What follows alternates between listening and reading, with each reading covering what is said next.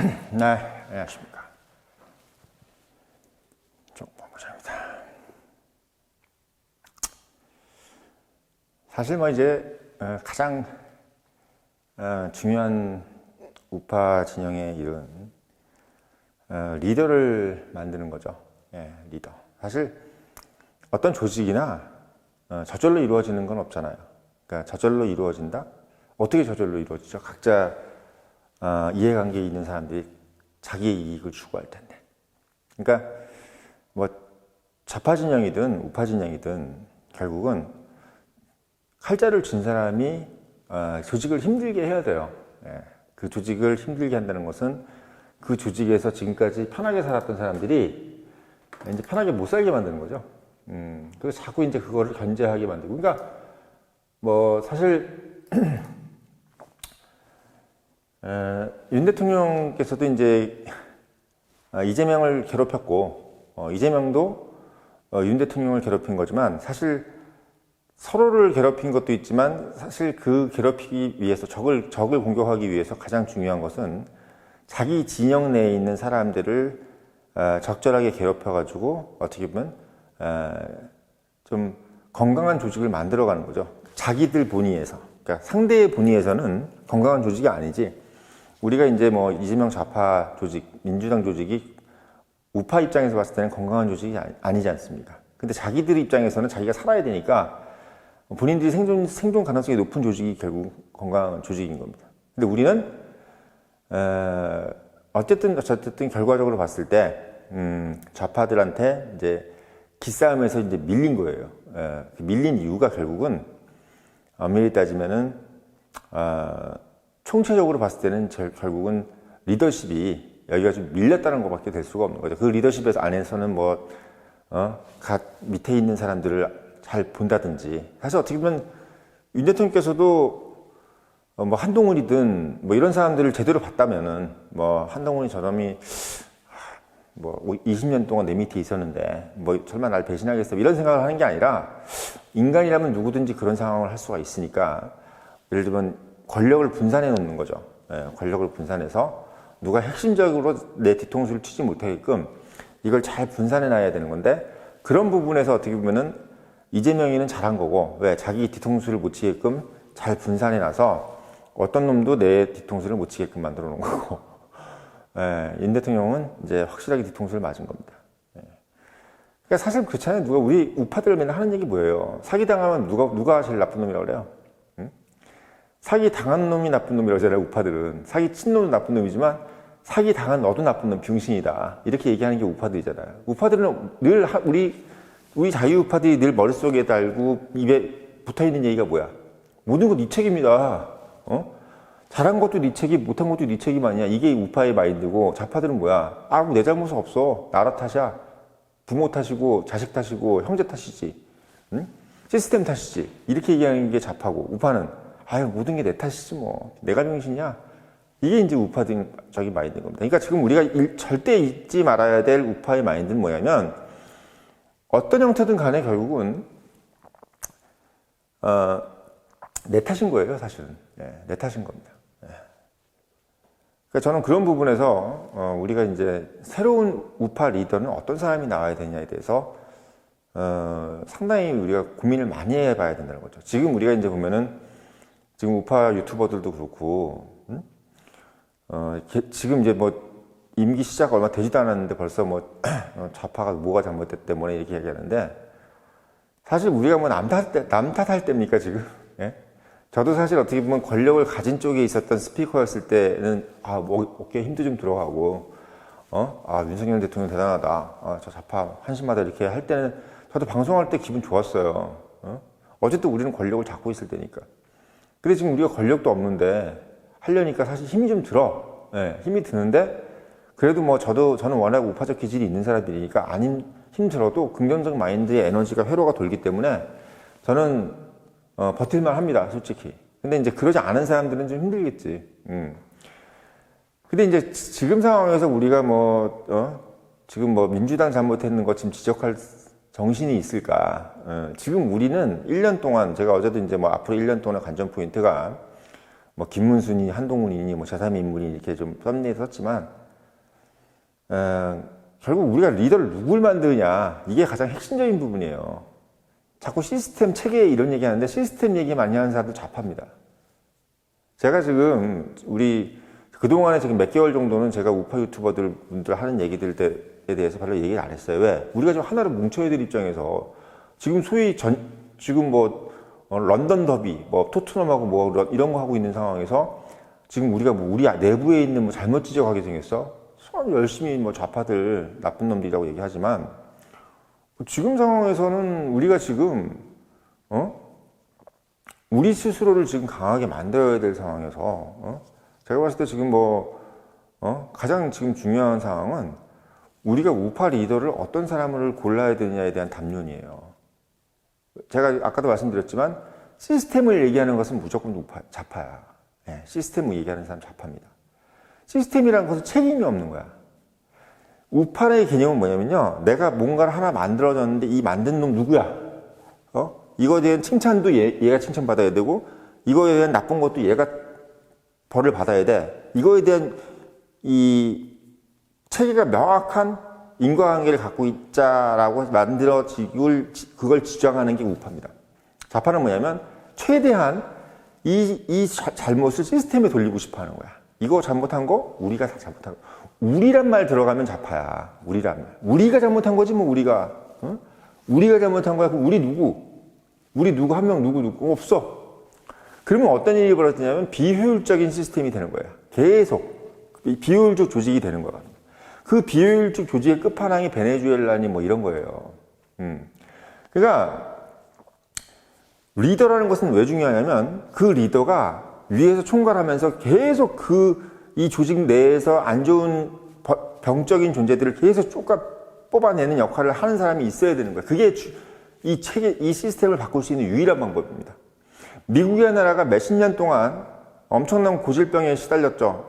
달러 계속 찍어내고, 사람들한테 계속 돈 막 퍼주고, 그런 거 하다가 결국은 트럼프 한 사람이 이걸 고치려고 하니까 얼마나 많은 지금 반발이 와요. 근데 전 솔직히 저럼으로써 지금은 미국이 힘들지라도 미국의 나라는 어느 순간 되게 강한 나라가 될 거예요. 물론 그 돌은 트럼프가 다 맞을 겁니다. 마치 지금 뭐 좌파 진영에서는 박정희를 막 악마화하듯이 트럼프도 되게 악마화 될 수밖에 없어요. 그러니까 우파의 리더는 늘 욕먹는 자리야.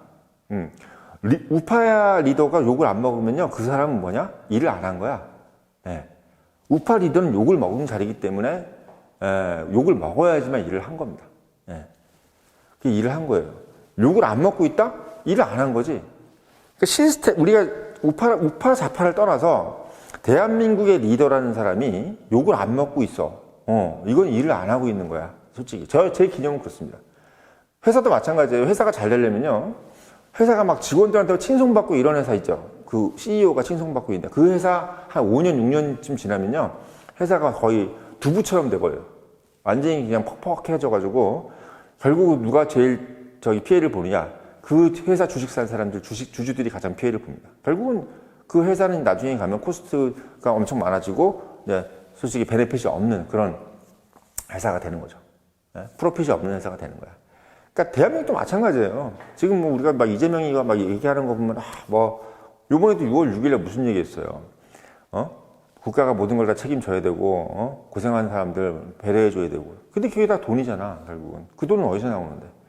그러니까 듣기 좋은 얘기를 하기가 쉽지. 근데 지금 그거 막 대비해가지고 옛날 우파 정부 대통령, 윤석열 대통령 이런 사람들 얘기하면서 이 사람들은 그런 얘기 한마디도 안 하는데, 이재명은, 그런 사람들, 고생한 사람들에 대해서 계속 배려해주는 얘기 하잖아요. 그 배려라는 것은 이꼬르 머니야, 머니.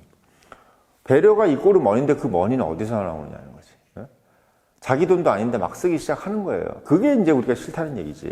이런 얘기들을 포인트를 잡고 이제 얘기를 할 수 있는 게 저는 우파 리더라고 보는데 그게 또 어떻게 보면 우파를 떠나서 그게 결국은 국가의 리더예요.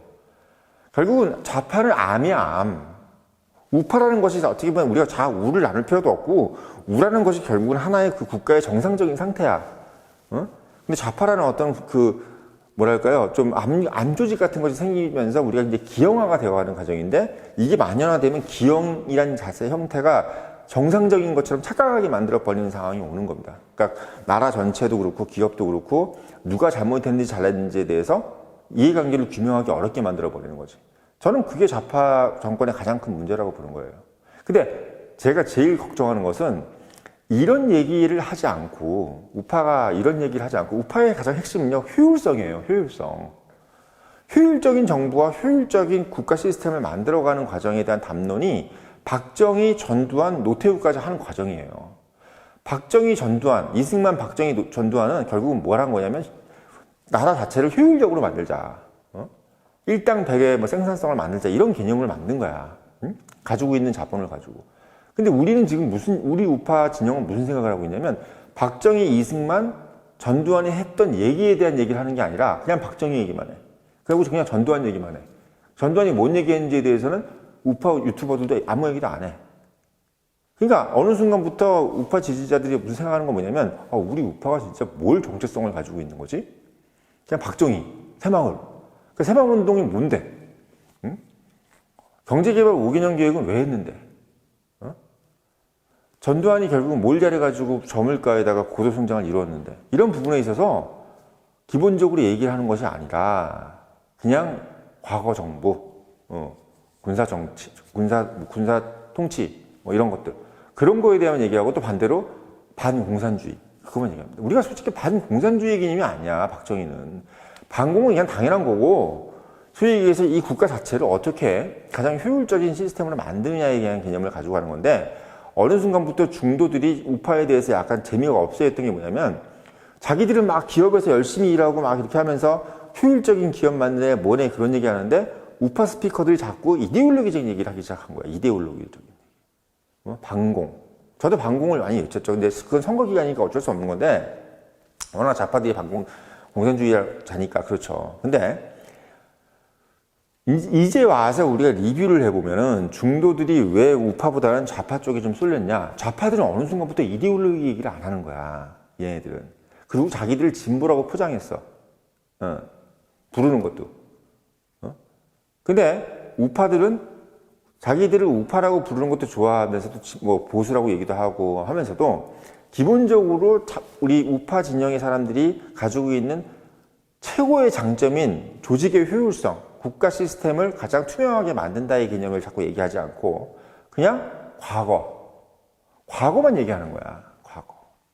그러니까 중도 입장에서는 무슨 생각이 되면 재미가 없는 거지. 왜 자기들은 지금 현재를 살고 미래를 사는데 이 진보 좌파들은 돈 써서 하든 뭐 하든 자꾸 미래 얘기를 한단 말이야. 근데 우리는 자꾸 과거 얘기를 하고 있는 거예요. 지금 사실 우리가 미래인데 사실 우파가 미래인데 오히려 좌파들이 맨날 친일파 얘기하고 뭐 이런 얘기하면서 자꾸 과거를 지향하는데 우리가 원래 생각하고 있고 박정희 대통령이나 전두환이 우리한테 물려준 그 엄청난 레거시를 우리는 제대로 활용하지 못하고 있는 거야. 그게 지금 우리 상황인 겁니다. 한마디로 얘기하면 우리가 지금 더 노력을 해가지고 우리가 진짜 뭐 강남에다가 엄청난 큰 빌딩 하나를 박정희 대통령 전두환으로 물려받았어. 근데 그걸 하나도 리모델링도 안 하고 건물 보수도 안 하고 하면서 그냥 거기서 나오는 세금만 계속 받아먹고 있는 사람들이 지금 국힘 정당에 있는 정치인들인 거야. 그 엄청난 금싸라기 땅에다가 이 엄청난 건물을 물려받았는데 다들 이 건물 조금 리모델링 하거나 재건축해가지고 훨씬 더 하려면 돈도 많이 들고 또 리스크도 크니까 지금 따박따박 월세 몇 천만 원씩 나오는 거 그것만 바라보고 있는 게 지금 우파인 겁니다. 그러니까 지나가는 사람들이 봤을 때는 이렇게 좋은 목에 있는데도 불구하고 아무런 노력도 안 하는 사람처럼 보이는 거고 좌파들은 자기들도 분명히 저기 돈 쓰는 거 알면서도 좌파들은 노력을 하는 사람처럼 보이는 거예요. 노력을 하는 사람들처럼. 그게 저는 지금 현재 상황에서 우파 리더들이 우파 진영이 이런 조직입니다. 우리는 이런 정당입니다라는 것을 강력하고 자신 있게 얘기할 수 있는 그런 리더가 나와야 된다는 게 바로 그 얘기야. 그걸 저는 솔직히 트럼프가 그걸 정말 잘했다고 봐요. 트럼프가 아니었으면 미국은요 민주당이 계속 장기 집권했을 거예요. 근데 트럼프가 막 솔직히 저렇게 미친 짓 하고 말 함부로 하고 이랬던 것도 사람들이 미국 국민들이 특히 뉴욕이라든지 저기 뭐 동부, 서부 이런 데서 좀 도시에 있는 대도시 사람들 다 민주당 지지자란 말이야. 근데 그 사람들이 공화당 쪽이면 개무시하는 거야. 그냥 안 봐. 어차피 옛날 얘기하는 거 아니야. 뭐 카우보이 얘기하고 뭐 또 그거 얘기할 거지. 뭐 또 그레이트 어게인 뭐 그런 얘기 할 거잖아. 아, 됐어. 필요 없어. 아, 머리 아파. 이랬던 사람들한테 트럼프가 왜 우파 정보가 중요한지를 정말 말도 안 되는 어그로를 끌기 위해서 미친 소리까지 해가면서도 사람들을 끌어모은 거야. 그러니까 미국 국민들이 알게 된 거예요. 아, 잠깐만. 우파라는 것이 결국은 본질이었고 좌파는 결국은 자기들이 예쁘게 보이기 위해서 돈을 쓰는 거였구나. 라는 것을 깨닫게 되는 과정을 가져간 게 결국 트럼프라는 우파 리더가 있었기 때문인 겁니다. 그래서 저도 사실 트럼프를 엄청나게 지지했잖아요. 지금도 솔직히 트럼프 지지해요. 다만 트럼프가 지금 엄청난 챌린지를 맡고 있어. 저항을 받고 있단 말이야. 근데 트럼프는 알고 있어요. 이 저항도 결국은 예측을 한 거라는 것을. 근데 지금 머스크부터가 벌써 지금 뭐 가르마 타고 있잖아요. 왜? 트럼프가 질까봐. 트럼프가 질까봐 지금 저를 가르마 타고 있는 거야, 사실은. 트럼프가 가는 길이 맞더라도 트럼프가 져버리면 자기는 사업을 해야 되니까 이렇게 되는 거야. 그러니까 우파도 마찬가지예요. 우파가 지향하는 방향은 우리나라 대기업들이 다 좋아하는 방향이야. 근데 그 지향하는 방향들이라 맞음에도 불구하고 우파가 질까봐 대기업들이 좌파에 줄을 쓴 거예요. 그래서 이번에 이재명이니 뭐니 이런 사람들이 민주당이 편안하게 어떻게 보면은 선거운동도 하고 한 겁니다. 그러니까 이게 결국은 옳고 그름도 중요한데 우리가 옳다는 것을 얘기할 수 있는 리더가 있어야 되고 그 옳다는 것을 하면서 결국은 이 전쟁을 이기는 것까지 이끌어갈 수 있는 트럼프 같은 그런 리더가 우리는 있느냐 없느냐에 따라서 지금 민주당이라는 어떤 당이 가지고 있는 위선 이거를 우리가 계속 지켜보면서 그냥 꿀먹은 벙어리처럼 지켜보는 과정을 가져갈지 아니면 빨리 종식시켜서 나라를 다시 선진국 반열에 올려놓을지를 지금 우리 우파가 치열하게 고민해야 될 상황인 겁니다. 그러니까 우리가 하는 담론이 매우 지금 현재 한국 사람들이 생각하고 있는 그러니까 우리 한국 사람들이 다 회사 다니잖아요. 그리고 맨날 백종원 씨 이런 것처럼 조금만 못해도 막 욕먹고 내가 하는 자영업 뭐 여기 맨날 고민하고 있잖아요. 지금 우리 방송 보시는 분들 다 뭐 생업 있는 거 아니에요? 다 뭐 직업 있고 아니면 자기 사업 한다든지 아니면 뭐 무슨 가게를 한다든지 하고 계시지 않습니까? 근데 어떻게 1분 1초라도 이노베이션 즉 혁신을 하지 않으면은 회사에서 승진하기 힘들고 그리고 장사 잘 되기 힘들잖아요. 응? 그거 계속 고민하고 노력하시는 사람들이잖아요. 근데 그것도 하고 똑같아. 정당도 마찬가지야. 우리가 맨날 똑같은 얘기 계속 하면서 그냥 맨날 무슨 뭐 황교안 얘기하고 뭐 정광훈 얘기하고 맨날 똑같은 메뉴를 얘기하는 순간 소위 얘기해서 장사 안 되는 거죠. 예. 왜? 자기가 먹고 싶은 메뉴를 자꾸 해줘야 되는데 우리가 보통 그런 거 있잖아. 막 뭐 잘 안 되는 가게들 보면은 주방장이 꽂혀가지고 거기 막 우리 이거 제일 잘해요 하면서 뭔 찜닭인데 뭐 안동찜닭 같은 거 솔직히 안동찜닭 한 번도 안 먹어봤는데 그냥 닭도리탕 같은 거 먹고 싶은데 막 뭐 안동찜닭인데 뭐 그걸 특별한 레시피를 해가지고 막 그걸 막 만들었는데 막 주방장이 막 강요하는 메뉴 있잖아. 응? 주방장이 강요하는 메뉴. 그럼 그거 먹고 싶어? 난 그냥 시원하게 물냉면이나 좀 먹고 싶은데 자꾸 무슨 몇십 년 전통의 뭐라면서 뭐 육수를 새로 냈네 뭐네 하면서 이상한 고명 같은 거 얹어가지고 약간 맛이 별로 좀 맛있는 것도 아닌데 되게 맛있는 것처럼 얘기하고 막 그랬을 때 우리가 그 가게를 선택을 안 하잖아요. 그리고 사실 회사도 대기업도 그런 것 잘못 들였다가는 큰일 나잖아. 대표적인 게 신세계 같은 회사들이 그렇잖아요. 우리가 이마트 요즘 신세계 잘 안 되잖아. 왜? 컨셉을 자꾸 잘못 잡아서 지금 대중들이 바라는 것을 하는 게 아니라 자꾸 자기가 뭐라는 거. CEO, 오너가 자꾸 원하는 사업을 자꾸 벌이니까 주가가 안 오르고 폭락을 하고 자꾸 그런 거잖아요. 그러니까 중요한 건 정치도 마찬가지야. 우리가 지금 당장 실현하고 싶고 우리가 보고 싶은 것을 지금 얘기할 때가 아니야. 그거는 우리가 전력을 잡고 은밀하게 다 쳐버려야 돼. 은밀하게 선관위 뭐 다 해체시키고 권력 잡고 나서 빼도 박도 못할 상황에서 선관위원장 이들 뭘 다 해체를 하든 뭐 헌법재판소를 갈아엎든 그런 것을 아주 웃으면서 아주 즐기면서 그냥 하나하나 해부하듯이 메스칼로 해부하듯이 그냥 상대의 고통을 즐겨가면서 고문하면서 하는 거지. 지금 막 상대가 우리 아무것도 없고 칼도 없고 아무것도 없는데 막 계속 그 얘기하고 있으면 우리는 잘못하면 쩌리가 되는 거예요. 진짜 쩌리. 우파는 쩌리가 되면 안 되죠. 우파는 젠틀맨이어야 되는 거야. 예. 다만 옛날 조선시대 선비같이 그런 게 아니라 엄청난 도구를 많이 가지고 있는 돈도 가지고 있어야, 자금력도 있어야 되고, 지식도 있어야 되고, 눈치도 있어야 되고, 행동력도 있어야 되고, 폭력, 물리력도 있어야 되는 거야. 그게 다 구비가 돼야 되는 것이 저는 지금 우파 리더의 상이라고 생각합니다. 그래서 지금 우리 우파 리더를 어떤 사람을 만들어야 되냐, 이것이 지금 현재 상황에서 가장 중요하다, 이 말씀 드리려고 오늘 영상을 올렸습니다.